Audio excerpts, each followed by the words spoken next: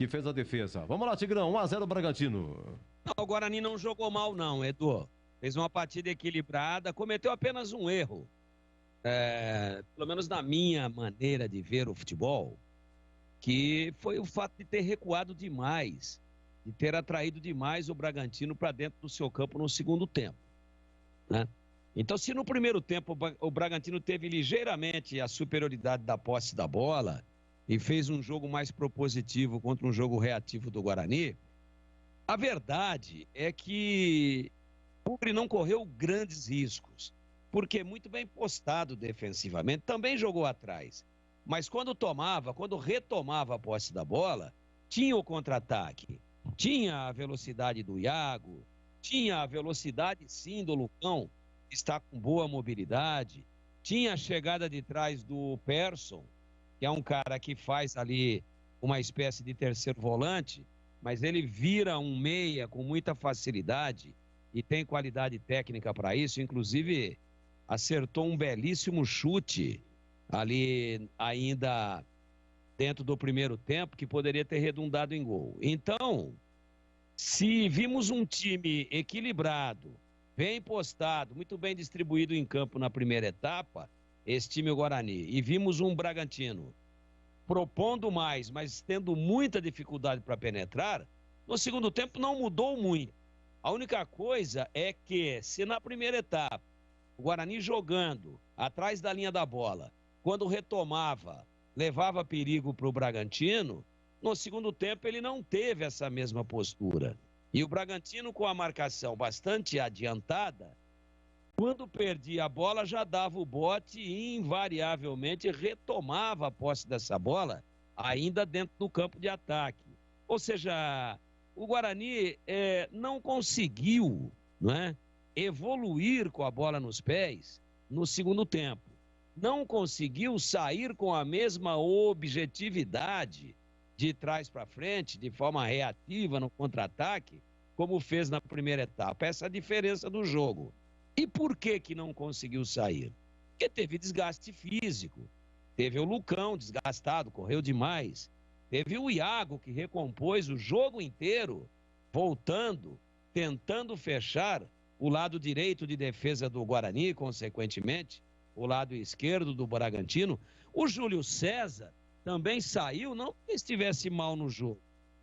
Saiu porque estava extenuado, também correndo atrás do lateral da equipe do Bragantino, no caso o Luan Cândido. Um perereco ali, Luan Cândido chegando, e esse Arthur, que é um inferno, né? A bola tá nele toda hora, ele corta, vem, sai da ponta, vem pra meia e bate e cruza. Então o Guarani cansou. Eu tenho que dizer que essa diminuição de intensidade do Guarani, ela não foi intencional. Ela não foi feita de forma planejada. Ela acabou acontecendo pelo natural desgaste da equipe.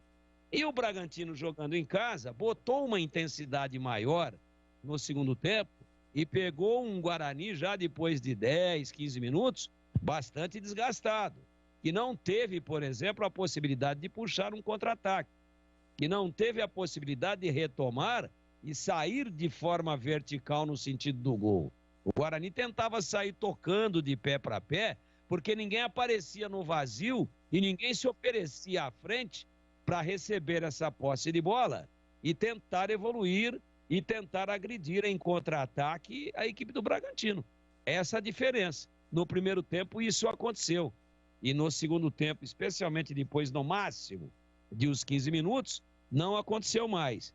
Foi por isso que o Daniel Paulista começou a mexer, sentindo o Persson cansado, sacou, veio com o Giovanni Augusto, sentindo o Júlio César cansado, sacou, veio com o Maxwell, jogando mais lá pelo lado esquerdo, sentindo o Iago cansado, veio com o Ronald, mais pelo lado direito, ou seja, tentou oxigenar o time.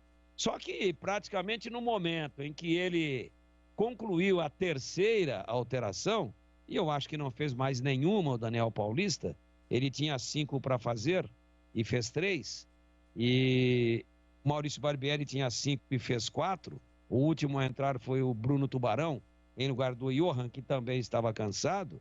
A verdade é que quando o técnico bugrino concluiu as alterações, quando a gente começou a imaginar que o time poderia voltar a adquirir uma certa intensidade na partida, o time tomou o gol.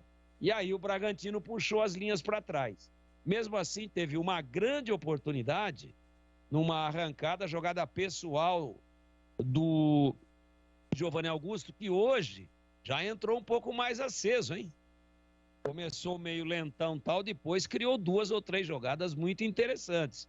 Hoje arrancou com a bola, driblou 2 jogadores, ia invadir a grande área e foi caçado a meio metro da entrada frontal da grande área do Bragantino.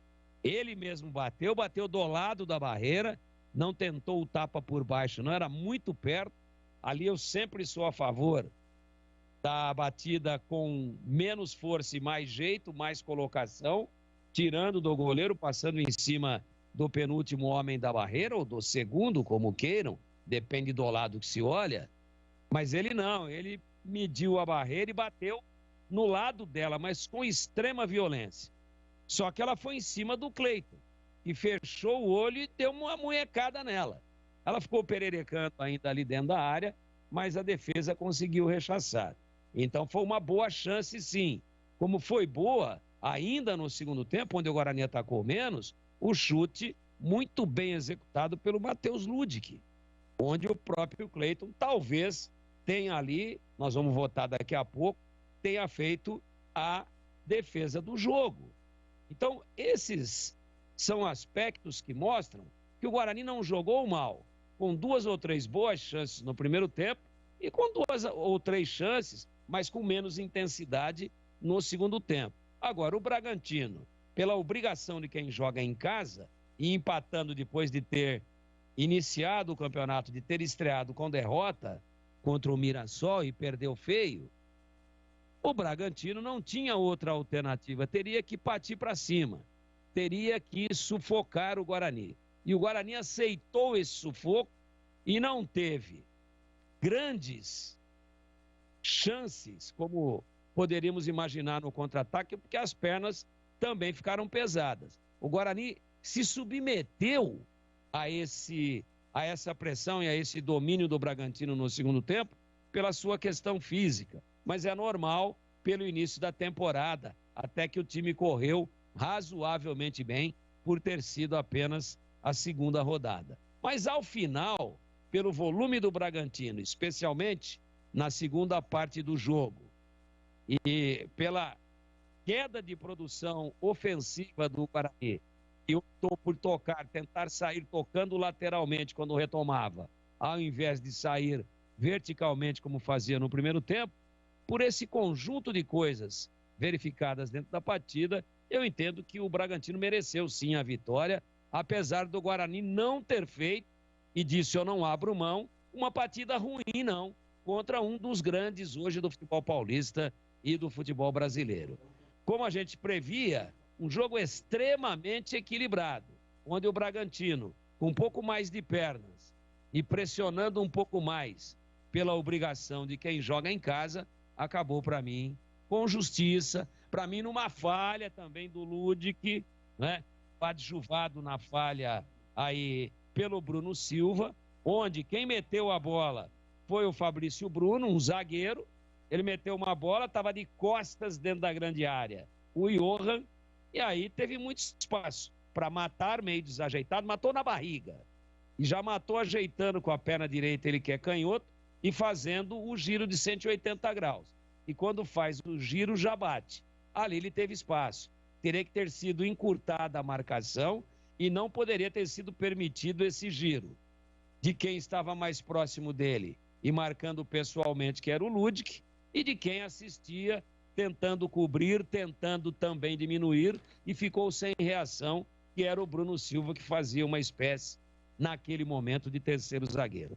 Houve a falha? Sim, mas também houve o mérito de quem fez o gol, que teve a percepção, a presença de espírito de fazer o giro e bater de primeira. Para mim, merecida a vitória do Bragantino, do Red Bull Bragantino, 1-0 para cima do Guarani, num jogo muito pegado, num jogo de muita voluntariedade, esta noite no Nabi Abichedi, em Bragança Paulista, Eduardo.